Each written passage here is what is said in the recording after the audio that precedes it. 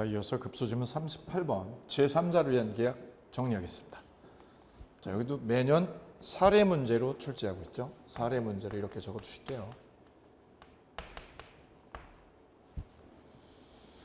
1절 수익자의 수익 표시야. 이 계약이 체결은 이렇게 이루어지고요. 갑을 간의 매매 계약을 하고 돈은 병에게 넣어주기로 하는 형태가 제3자를 위한 계약인데, 이 수익자가 수익 표시를 해야 되죠. 그래야 권리가 생긴다는 점. 첫 번째, 빈출입니다. 수익자가 낙약자에게, 수익자가 누구한테요? 낙약자에게 수익 표시를 하면 권리가 발생하죠. 그래서 수익 표시는 뭐죠? 수익자의 수익 표시는 권리 발생 요건이다. 그래서 우리는 암기법으로요. 수발이 이렇게 암기했어요. 수발이 안녕. 그래서 수발이 수발이 안녕. 수익 표시는 무슨 요건? 발생 요건이지 계약 성립 요건이 아니다. 이 매매 계약 성립하고 관련이 없어요. 권리가 발생하는 거죠. 수익 표시를 해야. 성립 요건 아니라는 거 별표. 첫 번째, 수익 표시를 하면 이제 수익자는 누구한테요? 낙약자에게 돈 달라고 할 수 있죠. 두 번째, 요약자는 낙약자에게 수익자에 대한 급부이행을 청구할 수 있다. 누가요? 요약자가 누구한테? 낙약자한테 뭐라고요? 돈 보내라고. 얘가 얘한테 요구할 수 있죠. 뭐라고요? 수익자한테 돈 보내라고. 동그라미. 세 번째요. 쌍괄호 3번. 낙약자는 의리죠. 요약자가 급부를 이행하지 않으면, 요약자가 급부로 집을 안 주면 수익자한테 돈을 보내줘 안 보내줘? 안 보내주고 거절할 수 있다. 왜요? 옆에다 동시행항변권. 갑이 급부를 안 넘겨줘? 그럼 을은 병에게 돈을 안 주고 뻗겨도 된다. 거절할 수 있다. 별표. 동시행항변권이 있다는 거. 3번 별표. 4번. 낙약자가 수익자에게 수익 여부 확답을 채구했어요. 받을래 말래 채구했죠. 근데 확답이 없으면 뭘로 보죠? 수익 거절로 본다. 그래 답이 없으면 수익으로요, 거절로요? 거절로 본다. 민법 540조 별표. 수익으로 본다 아니죠. 수익 거절로 본다 별표. 5번 병존적 채무인수는 뭘로 봐요? 제3자를 위한 계약의 일종이다. 병존적 채무인수의 밑줄이요. 다음 주의요. 낙약자가 제3자에게 갖는 채권을, 그 채권을 뭐 하는 거? 소멸시키는 약정주의다. 이건 무슨 뜻이죠? 원래 얘가 얘한테 돈을 보내줘야 되죠. 그런데 낙약자가 수익자한테 뭐예요? 받을 돈 있어. 받을 돈 얼마? 1억을요. 받을 돈 1억 있다. 그럼 얘는 뭐가 있다는 거죠? 빚 있다는 거죠. 얘한테 빚. 그거를 어떻게 하는 거야? 이 받을 돈 1억을. 낙약자가 얘한테 받을 돈 1억을 뭐 하는 거? 소멸시키는 거. 소멸시키는 것도 제3자를 위한 계약의 일종이다. 별표. 다음 2절 가실게요. 2절. 1번이 수익 표시 문제였어요. 수익 표시. 2절은요. 기본관계죠. 이 기본관계가 어떻게 되면? 꽝되면. 기본관계라고 그랬죠. 이거 기본관계가 꽝되면 수익자의 권리도 꽝이다. 영향을 받으니까요. 이 수익자의 권리는 어디서 나온 거죠? 기본관계로부터 나온 거죠. 근데 이게 꽝되면 이것도 당연히 꽝된다. 그래서 첫 번째, 요약자와 낙약자 간의 계약이 무효 내지 취소로 되면 1번, 낙약자는 기본관계 무효로, 수익자가 뭐래도 선의라도 무효로 대항할 수 있다. 즉 수익자의 급부 요구, 수익자가 돈 요구하는 거를 줘요, 거절해요. 거절해도 된다는 거죠. 이게 뭐가 되면? 꽝이면. 두 번째, 낙약자는 계약에 기한 항변으로, 계약에 기한 항변은 뭐를 말하죠? 이 기본관계죠. 계약에 기한 항변으로 누구한테요? 수익자에게 싸워 못 싸워? 싸울 수 있다, 거절할 수 있다, 대항할 수 있다. 뭐가 꽝이면? 기본관계가 꽝되면, 묵사발되면. 1번하고 2번이 시험에, 우리 시험 단골이라는 거, 우리 시험 아주 중요한 단골이다. 빈출이라고 돼 있어요. 다음 쌍괄호 2번. 이때 수익자는요. 이 수익자는 이 기본관계가 무효나 취소가 됐을 때 얘는 보호받는 제3자가 아니라는 거다. 왜냐? 왜 얘가 선의인데도 보호가 안 되느냐면 낙약자하고 새로운 거래를 맺은 자가 아니죠. 낙약자하고 거래를 맺어야 제3자가 되는데, 허위 표시에서 보면, 우리 민법 총칙에서 허위 표시 보면 A, B 간에 가장매매를 했고요. 가장매매 외형이죠. 이 외형을 믿고 어떻게 해야 돼요? 새로운 거래를 한 사람을 제3자로 보호해 주잖아. 그죠? 이 외형을 믿고 거래한 사람. 근데 수익자는 낙약자와 거래를 한 게 없단 말이죠. 그래서 수익자는 선이어도요. 얘가 선이어도 이 기본관계가 꽝되면 보호를 못 받는다는 거죠. 보호받는 제3자에 못 들어간다는 거 여기 별세기 하십니다. 작년에 출제가 됐었죠. 근데 이 기본관계가 무너지면, 기본이 무너지면 수익자는 전혀 보호를 못 받는다라는 거 기억하십니다. 이게 꽝이면 낙약자는 수익자에게 무효라는 거, 이 기본관계가 무효라는 거, 취소라는 걸 뭐 할 수 있어요? 항변할 수 있다, 싸울 수 있다, 대항할 수 있다, 이런 맥락이다. 그런데 3절은요, 대가관계죠. 대가관계는 갑하고 병의 관계죠. 이게 대가관계라고 그랬어요. 갑하고 병 간의 이 대가관계가 붕괴가 됐다, 무너졌다, 취소됐다, 무효로 됐다. 그래도 기본관계는 영향을 받지 않아요. 이거하고 이거는 별건이니까. 이게 어떻게 돼도 꽝돼도, 대가관계가 꽝돼도 이 기본관계는 영향을 안 받으니까 그대로 유효다. 그럼 이게 유효면, 이게 꽝이고 이게 유효면 어떻게 되죠? 낙약자는 돈 줘야죠. 돈 줘야죠. 그럼 요약자 어떻게 돼요? 집 줘야 되죠. 요약자도 급부 주고 낙약자는 돈 보내줘야 되는 거죠. 그래서 3절 보시면 요약자와 수익자, 거기 써보실게요. 갑의 병에 대한 항변 쓰세요. 갑의 병에 대한 항변이 대가관계다. 대가관계 소멸은 1. 요약자와 낙약자 사이의 법률관계, 즉 대가관계가 꽝이어도 기본관계에 영향을 주나요? 영향을 미치지 않습니다. 2. 쌍거리 2번. 낙약자는 요약자와 수익자 사이의 법률관계, 즉 무슨 관계예요? 대가관계가 뭐가 돼도 꽝이어도 이 대가관계가 붕괴가 돼도 기본관계는 그대로니까 유효니까 어떻게 돼야죠? 수익자가 돈 요구하는 것을 거부할 수 없다. 대항할 수 없다죠. 수익자에게 대항 못하는 거예요. 별세개. 쌍거리 2번에 빈출입니다. 그래 한 번 더 읽어보면 낙약자는 뭐가 붕괴됐을 때 대가관계가 붕괴돼서 꽝돼도 대가관계가 붕괴돼서 꽝이어도 수익자한테 대항해야 못해요. 수익자에게 대항할 수 없다. 싸울 수 없다.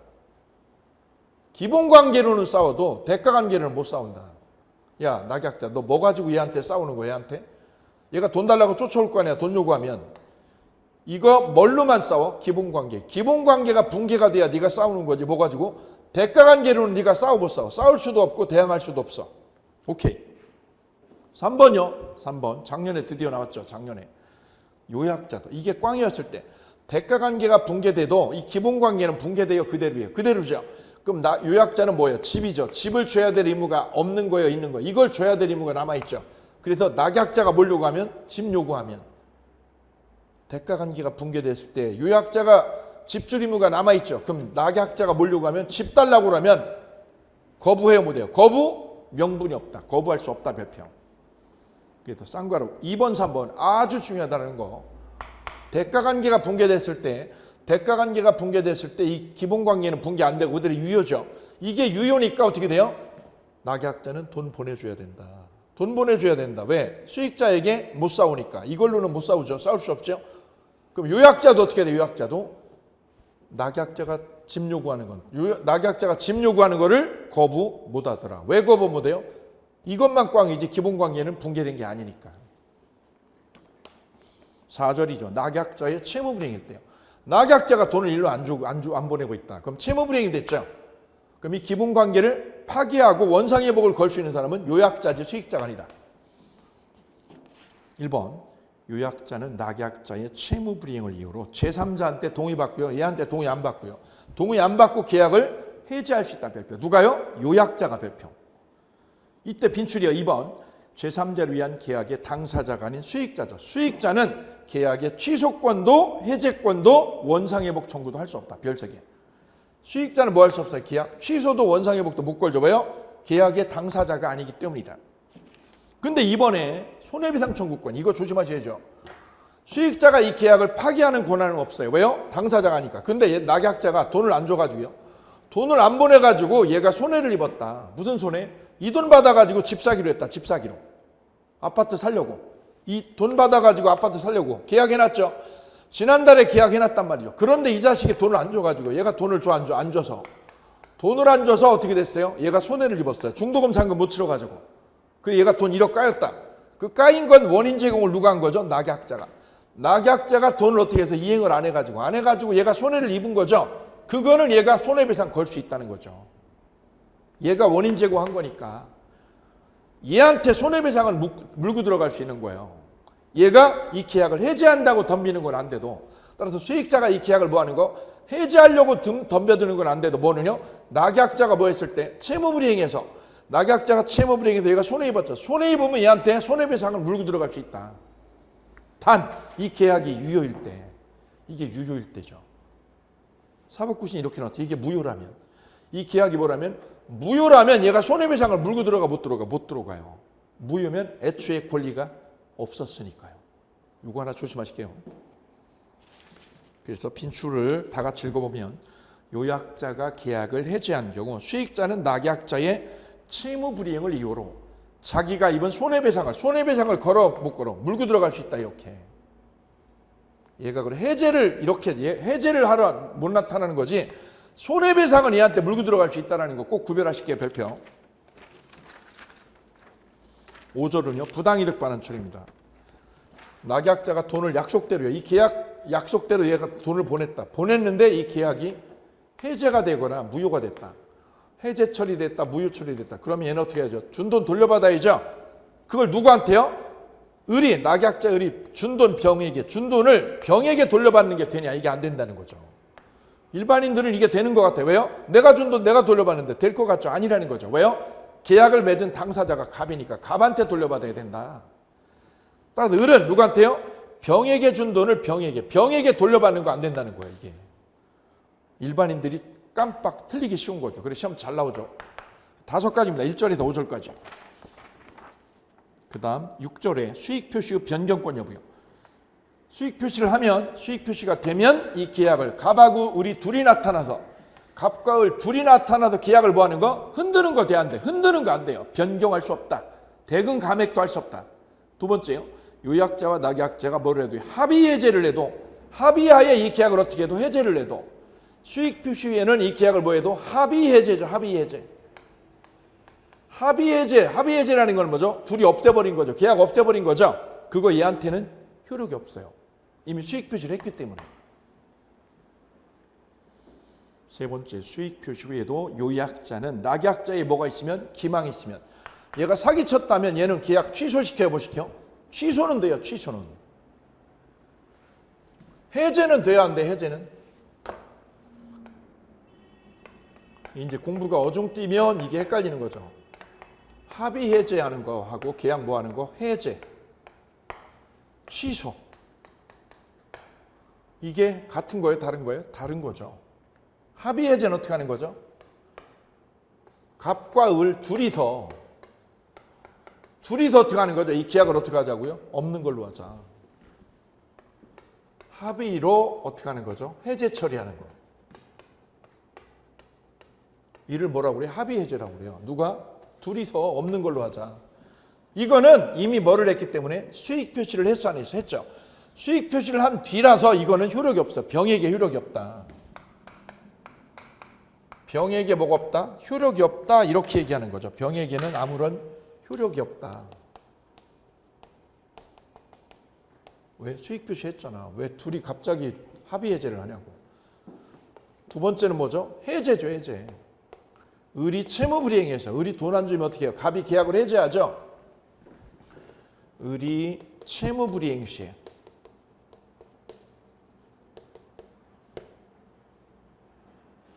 그러면 병이 뭐 했어요? 수익 표시 후에도, 병이 뭐 한 후에도, 수익 표시 후에도, 수익 표시 전인가요? 한 뒤인가요? 후죠. 후라도 해제 처리할 수 있나요? 없나요? 갑이 해제시키는 거 돼야 안 돼요? 됩니다. 갑이 해제하는 건데, 해제 처리인데, 해제 처리 할 수 있다.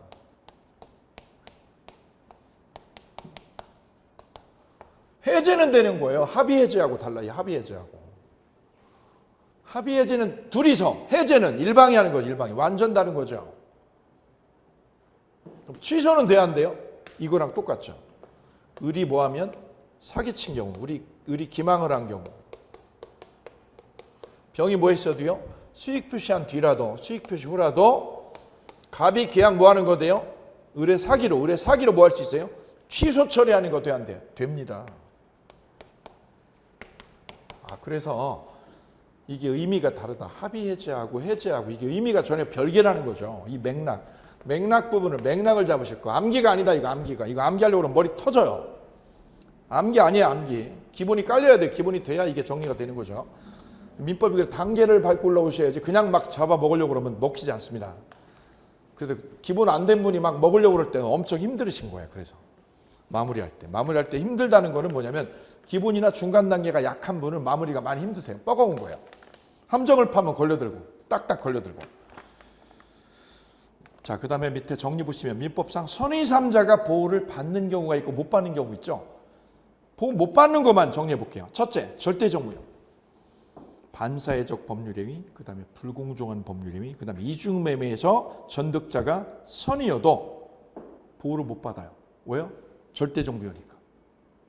이거 첫 번째. 두 번째, 위조 등기를 모르고 거래한 제3자. 위조 등기를 모르고 거래한 제3자는 왜 보호를 못 받아요? 선의인데도 등기에 공신력이 없기 때문입니다. 두 번째, 세 번째죠. 제3자를 위한 계약에서 이 제3자를 위한 계약에서 뭐가요? 기본관계가 붕괴가 되면 무너지면 기본관계가 붕괴되면 제3자는 선의여도 보호를 못 받아요. 그래서 제3자가 우리 민법에 선의인데도 보호 못 받는 게 세 개다. 이거 꼭 암기 되셔야 돼요. 반드시. 보호 못 받아요. 세 가지는 절대 보호 못 받아요. 보호 받는 경우는 언제요? 허위 표시에서 제3자 보호 받죠. 그죠? 그다음 계약 해제에서도 제3자 보호 받죠. 그다음 명의 신탁에서도 제3자 보호 받죠. 그죠? 근데 보호 못 받는 경우가 민법에 세 가지가 있다라는 거 반드시 암기가 되셔야 됩니다. 밑에 필수 사례 분석 문제 점검하겠습니다. 갑은 자기 소유 가옥을 을에게 매도하면서 자신의 병에 대한 차용금 채무죠. 차용금 채무를 변제하기 위해서 매매대금 1억을 누구한테 병에게 주도록 을과 약정하였다. 그 후 병은 수익 표시를 했다. 수익 표시. 수익자에게 권리 생겼죠? 이 그림입니다. 똑같아요. 요약자, 낙약자, 수익자. 이 기본 그림 적어놓고 문제 풀읍니다. 적어놓고 여기 기본 관계, 여기 대가 관계. 설문 볼게요. 1항 갑과 병 사이의 채권 관계. 갑병 사이면 무슨 관계예요? 갑병에 별표할게요. 갑병 관계면 무슨 관계? 대가 관계죠. 대가 관계가 붕괴가 되면 갑을 사이의 계약 붕괴돼야 안 되죠. 이게 붕괴돼도 갑병 간의 관계가 붕괴돼도 기본 계약은 붕괴 안 되죠. X 16회 기출문제, 24회 기출문제. 두 번째, 갑과 을은 합의를 통해서 원칙적으로 병의 권리를 뭐에 의해서 합의에 동그라미요. 합의로 뭐 하는 거? 변경하는 거 돼야 하는데 안 되죠. 변경도 안 되고 뭐도 안 돼. 합의 해제도 안 돼. 합의 해제, 합의 변경 안 돼요. 뭐는 되고요? 취소나 해제는 되죠. 합의 해제 안 되죠. 합의로 변경도 안 돼요. 근데 뭐는 돼요? 해제나 취소는 가능해요.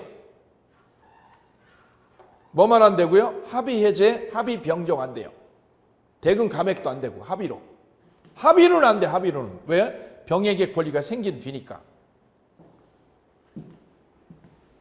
세 번째 질문. 갑과 을 사이의 매매 계약이 허위 표시로 무효면 뭐가 무효면? 갑을 사이의 매매 계약. 갑을 사이의 매매 거기 별표. 그럼 뭐가죠? 기본 관계가 붕괴됐네. 기본 관계가 꽝 됐죠? 그럼 이거 어떻게 돼요? 꽝이구먼. 이게 붕괴되면 너 권리 꽝이죠. 갑은 그 무효가 뭐죠? 기본 관계 무효를 누구한테요? 선의인 병에게, 선의인 제3자에게 대항 못해요? 대항해요? 대항할 수 있다. 얘가 선의여도 보호 안 된다고 그랬죠. 이게 붕괴되면. 기본 관계가 붕괴되면 얘가 선의여도 보호를 못 받아 너. 그래서 갑은 그 무효를 이유로 선의인 병에게 대항 못한다, 대항한다. 대항할 수 있다, 대항할 수 있다. 3번도 X. 4번. 병은 수익자죠. 해제권이나 해제를 원인으로 원상회복 청구권을 가져요, 못 가져요? 병은 못 갖죠. 해제권은 누가요? 갑에게 있다, 갑에게. 5번. 을의 채무불이행으로 갑에 의해 계약이 해제되면 을의 채무불이행으로 갑이 계약 해제하죠. 그러면 병은 을에게 손해배상 묻는 거 돼야 안 돼요. 손해배상 엮는 건 가능하다. 정답 5번입니다. 제3자를 위한 계약 사례 문제 이렇게 점검 필터링 하겠습니다. 이어서 급소지문 39번 계약 해제 부분 점검하겠습니다. 계약 해제. 여기도 한 문제 매년 나오죠. 계약 해제 부분. 해제는 크게요. 네 덩어리로 나눠집니다. 첫 번째 주제는요. 해제 원인. 두 번째는 해제권 행사죠. 해제권 행사. 세 번째 주제는 해제 효과죠. 해제 효과. 네 번째 주제는 해제와 관련된 논점, 관련 문제죠. 이렇게 네 가지 정리하시면 끝이죠. 해제 원인은 뭐가 있어요? 약정 해제하고 법정 해제로 나눠지겠습니다. 그죠? 뭐하고 뭐로 나눠져요? 약정 해제하고 법정 해제. 법정 해제 원인은 뭐라고 그래요? 채무불이행. 채무불이행엔 다시 뭐가 있어요? 이행 지체, 이행 불능, 불완전 이행, 미리 거절 네 가지가 있다. 네 가지. 그 중에서 최고를 해야 되는 거는 이행 지체 하나뿐이죠. 지체. 이행 불능이나 미리 거절은 최고가 필요 없는 것들이죠. 특히 이행 불능에 조심하셔야죠. 이행 불능일 때는 최고도 필요 없고 반대급부 제공도 필요 없다는 거 반드시 기억하셔야 되고요. 해제권 행사는 어떻게 해요? 일방적으로 합니다. 일방적으로. 일방적으로 하니까 형성권이다. 그 다음에 당사자가 여러 명이면 전원이 전원에게 합니다. 해제 효과, 해제가 되면 계약은 어떻게 돼요? 소급에서 꽝이죠. 소급에서 꽝 된다. 그럼 당사자는 뭐 하죠? 원상회복 의무를 부담한다. 원상회복. 그죠?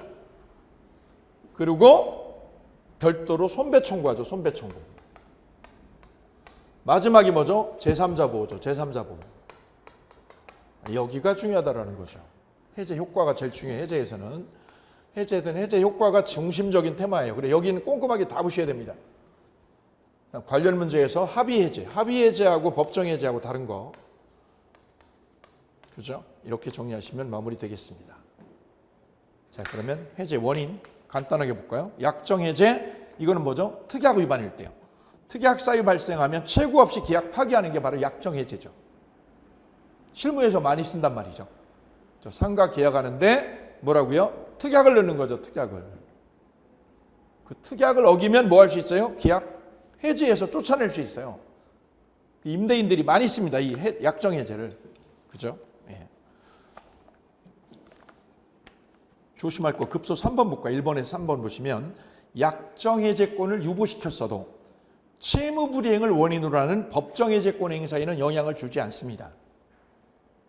이건 무슨 말일까요? 가령요. 약정 해제하기로 약속을 했다. 특약을 넣었어. 특약을 넣었어도 법정 해제권, 즉 어느 한쪽이 채무불이행하면 채무불이행이 생기면 무슨 해제? 법정 해제로 계약 끝내버릴 수 있어요. 그게 3번입니다.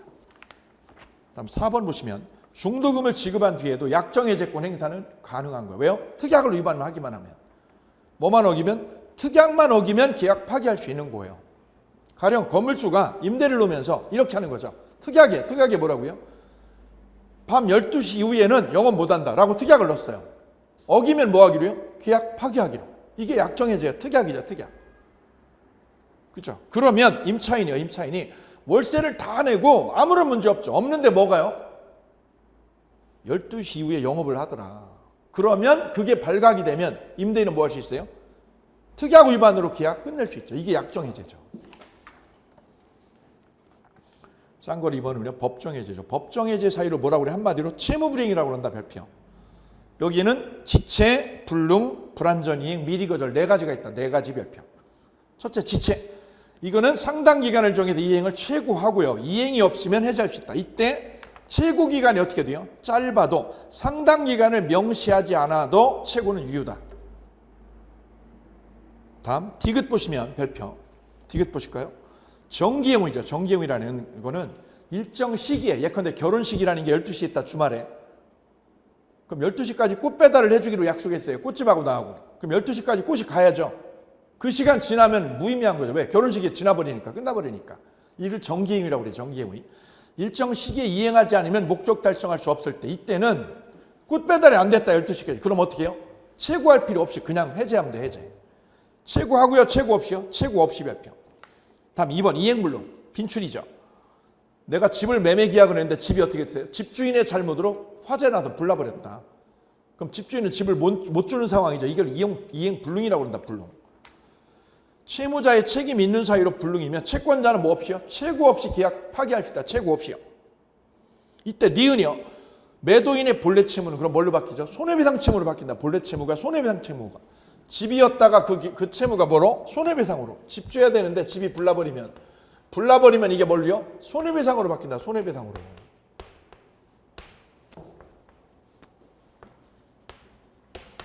이를 무슨 배상? 전보배상법리라고 그랬다. 별 3개. 전보배상. 따라서 채권자는 채무자에게 뭐예요? 전보배상 책임 물고 들어갈 수 있다. 이때 전보배상으로 인한 손해배상은 계약 당시의 시가일까요? 아니면 불능 당시의 시가일까요? 계약할 때는 집이 1억이었어요. 근데 불났을 때는 뛰어가지고 5억이다. 그럼 어떻게 돼요? 1억을 물어주는 거예요? 10억, 5억이래요? 5억을 물어준다. 언제? 불능 당시의 시가. 불능 당시의 시가를 변상하는 거다. 이게 전보배상의 핵심. 그 다음 디귿 볼까요? 이중매매에서 매도인이 이매수인에게 소유권 이전하면 1. 매수인은 매도인에게 본래 채무에 가름하는 뭐를요? 전보배상을 물을 수 있다. 별평. 이중매매에서 꼭 기억하실게요. 그 다음 니을이요. 니을의 별 3개. 매도인의 매매계약상 소유권 이전 의무가 이행불능됐어요. 이 소유권 이전 의무가 불나가지고요. 이행불능됐죠? 그럼 불능되면 그게 뭐로 바뀌죠? 손해배상으로 변질된다고 그랬죠? 이때 매수인이요. 이 매수자가 이 매매계약을 해지하려면 이 반대급부 돈을 줘야 돼요? 줄 필요 없어요? 줄 필요도 없고 채무도 필요 없다. 돈도 줄 필요 없고 채무도 필요 없다라는 거죠. 왜요? 돈 줘봤자 어떻게 줘봤자? 해지해서 돌려받아야 되죠. 그러니까 돈 제공할 필요 없다. 채무도 필요 없다라는 거. 2개 꼭 기억하셔야죠. 돈, 반대급부 제공도 필요 없어요. 채무도 필요 없다라는 거. 별 3개. 불능에서 제일 많이 나오는 거. 니은하고 니을입니다. 니은하고 니을. 그 다음 3번에 불완전이행 참고로 보시고요. 4번에 이행거절이죠. 미리 이행거절한 거. 이것도 뭐하고 똑같아요? 이행불능과 똑같다. 기억에다 별표하시고 쓰세요. 뭐하고 똑같다? 이행불능과 똑같다라는 거. 그 다음 5번에 법정 해제 사유가 아닌 거. 우리 판례는 법정 해제 사유는 주된 채무죠. 주된 채무를 불이행했을 때 해제 사유가 되는 거지. 주된 채무가 아니라 무슨 채무요? 부수적 채무.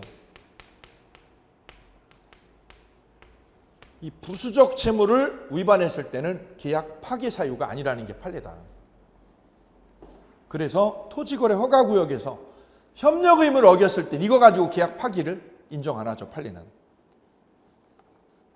그 다음 급소. 채무 없이 해제할 수 있는 거. 이행불능, 정기이행의 약정해제, 미리거절. 이 4가지는 뭐가 필요 없어요? 채무가 필요 없다는 점 꼭 기억하셔야 됩니다. 다음 해제권 행사죠. 2절의 해제권 행사. 첫째, 일방적 의사표시를 합니다. 왜 그럴까요? 형성권이니까요. 해제만 그래요? 아니죠. 취소도 똑같아요. 해제도 취소도 똑같다. 옆에다 써요. 해제, 취소 동일이요. 2번째, 당사자가 여러 명이면 혼자서야 전원이요? 전원이 한다. 전원. 이를 불가분성의 범위라고 그랬다. 불가분성. 조심할 거는 그 밑에 점이죠. 점. 일방 당사자가 사망하였고 그에게 여러 명의 상속인이 있다면 얘가 죽어서 이 자식들이 여러 명이죠. 그죠? 그럼 해제하려면 어떻게 해야 돼요? 갑이 해제할 거를 누가요? 자식들이 해제해야 되죠? 그럼 어떻게 하죠? 전원이 해야 된다. 전원이. 상속인 전원이 해제한다는 의사표시 해줘야 된다는 거죠. 이게 판례다. 3번 별표. 급소입니다. 해제권자의 1인이 계약의 목적물을 가공이나 개조를 해서 해제권을 상실하면 당사자가 여러 명이에요. 그 중에 한 사람이 목적물을 개조했죠. 그럼 해제권 잃죠. 잃을 때는 한 사람만 잃어요? 전원이요. 전원이 다 잃는다. 다른 해제권자도 해제권을 상실해요. 이를 불가분성이라고 그래요. 갑의 아들이요. 갑의 아들이 여기 3명이다. A, B, C 3사람이에요. 갑이 죽어가지고 상속받았죠. 그럼 해제는 누가요? 전원이 해야 되죠. 그때 A가 해제권을 잃으면 어떻게 돼요? B, C도 해제권을 다 잃어버려요. 이를 불가분성의 원리라고 합니다. 불가분성의 원리. 아주 중요합니다. 이게 시험에도 자주 언급이 되고요. 그 다음에 4번 볼까요? 하나의 부동산을 여러 명이 공유하는데 이렇게요. 아버지가 죽으면 이 집을 어떻게 해요? 공유하게 되겠죠. 아버지가 돌아가셔가지고 이걸 아들이 물려받았단 말이죠. 세 사람이 물려받았죠. 그때 이 매수자가 돈을 안 주면, 매수자가 잔금을 지어나면, 돈을 안 줘가지고 채무불이 행하면 이쪽에다 계약을 해지해야 되죠. 해지는 누가 해야 돼요? 전원이 해야지, 전원이. 세 사람이 다 해야죠. 이때 급부를 불가분적으로 하고 동그라미요. 나눠 안 나눠? 나눌 수 없는 상황이죠. 실질상 하나의 계약으로 했다. 급부를 어떻게 하고요? 불가분으로 했다. 불가분이 뭐예요? 나눌 수 없는 걸로. 불가분으로 해서 몇 개로요? 여러 개로요? 하나로요? 하나의 계약으로, 하나로. 불가분으로 해서 어떻게 해요? 하나로 처리하기로 했다. 하나로 급부를. 그럼 공유자 1위는 자신의 지분에 관한 계약 부분만을 뭐 할 수 있다? 해지할 수 있다. 내 지분권을 가지고 계약 해지할 수 있다. 누가? 한 사람이. 이걸 뭐 하면? 불가분으로 하면.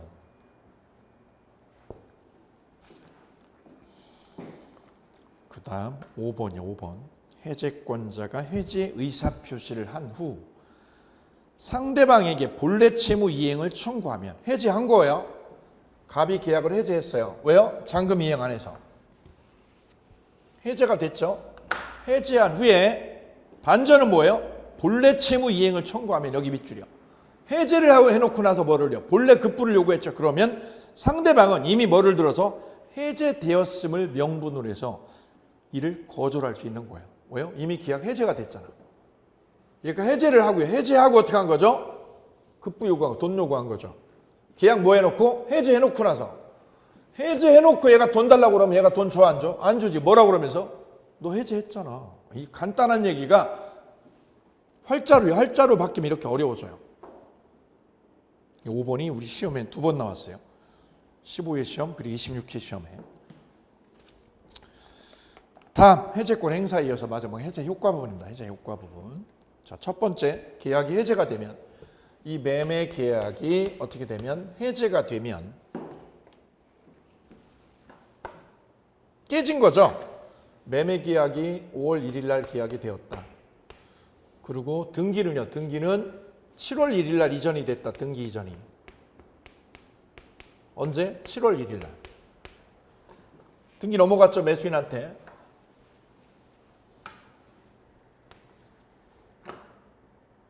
그리고 계약은 어떻게 된 거예요? 해제가 된 거예요. 해제된 날은 언제냐면 10월 1일이다. 10월 1일. 해제일. 우리 민법은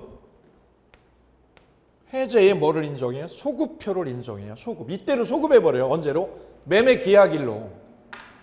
계약 성립한 때로 어떻게 해요? 소급해버린다. 이게 소급해서 계약이 꽝 돼요. 소급표. 첫 번째, 계약이 해제되면 매수인에게 이전했던 소유권은 매도인에게 등기하고요, 등기 없이요. 등기 없이 자동 복귀합니다. 일로 등기 넘어갔죠? 등기 넘어갔던 거 어떻게 해요? 자동 복귀한다. 자동 복귀의 별 책임. 2번, 그럼 매도인은 등기 넘어간 이 집을요. 등기된 이 집을 어떻게 해요? 소유권에 의해서. 얘가 소유권으로 이거 말소 처리한다. 말소 처리. 뭘로? 소유권에 의해서. 소유권에 의해서 이 등기를 말소 처리할 수 있다. 그래서 이를 소유권에 의한 물권적 청구권이라고 얘기한다. 물권적 청구권. 그럼 소멸시효에 걸려요? 안 걸리죠.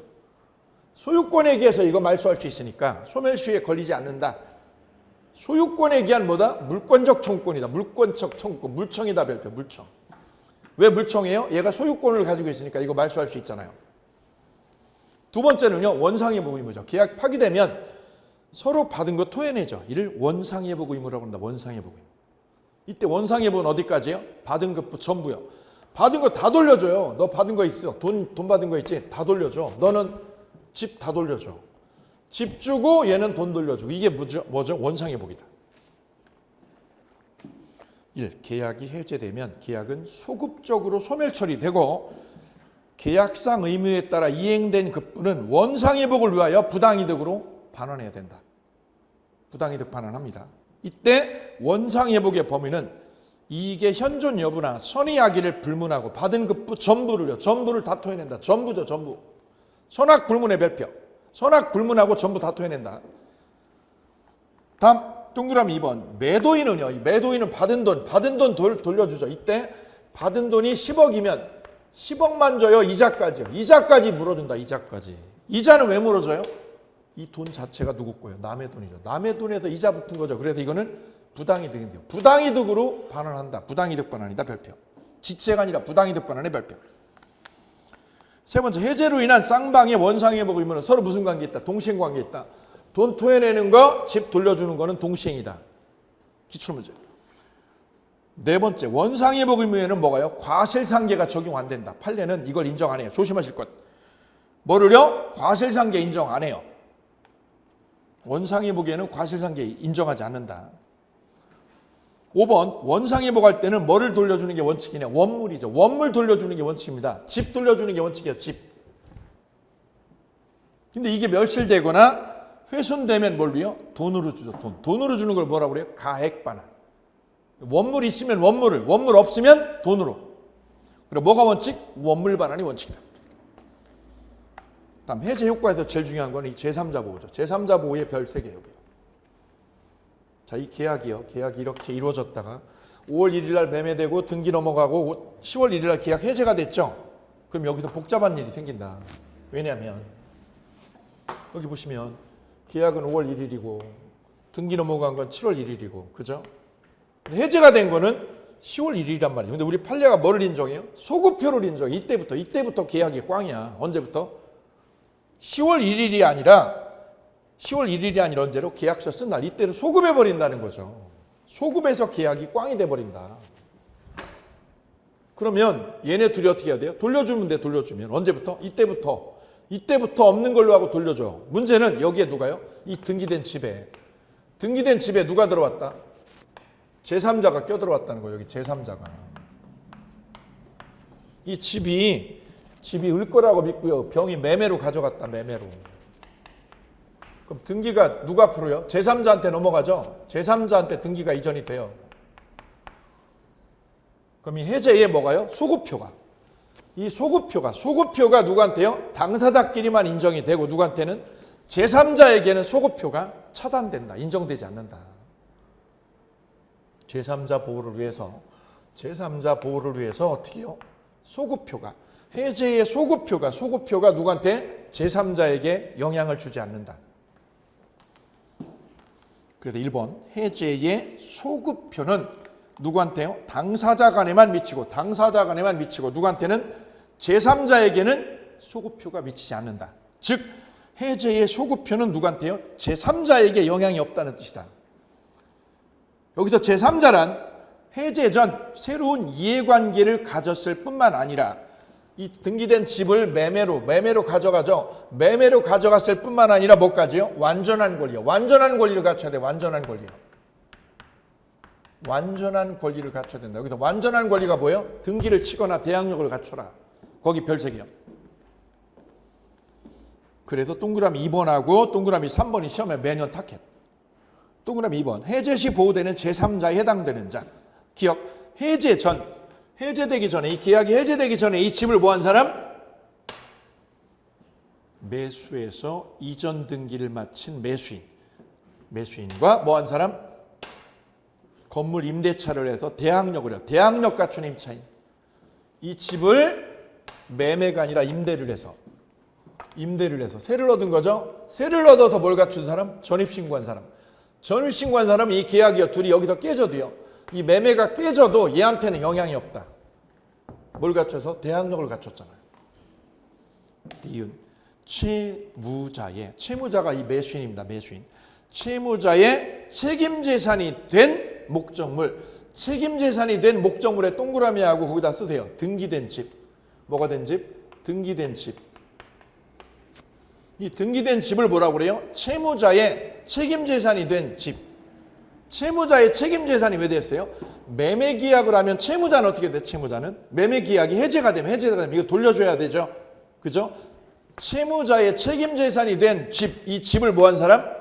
가압류한 사람. 가압류한 채권자는 이 계약이 해제가 돼서 깨져도 이 가압류 건 사람은 보호되는 제3자다. 별 3개. 우리 시험 단골. 한 번 더 해볼까요? 채무자의 뭐가 된 거? 책임재산이 된 목적물. 책임재산이 된 목적물을 뭐를 말해요? 등기된 집을. 가압류한 채권자는 해제가 돼도 보호된다. 세 번째죠. 우리 시험에 사례로 많이 나왔어요. 갑을 병 간에 순차적으로 이전 등기됐어요. 갑에서 을로, 을에서 병으로. 어떻게 해요? 순차 이전됐다. 순차 이전. 갑에서 을로 소유권 이전이, 을에서 병으로 어떻게 해요? 순차 이전됐죠. 을에게 등기치고 병에게 등기치고 순차 이전됐죠. 그리고 여기서 갑을 간의 계약이 깨지면, 해제가 되면 병은 보호받아요, 못 받아? 해제 시에 보호받는 제3자요. 따라서 갑은 병의 등기를 말소할 수 없게 되죠. 갑은 이 계약이 파기가 돼도요. 파기가 돼도 병의 등기를 얘가 말소시킬 수 없다. 말소 처리 못한다. 보호받는 제3자니까 별책에.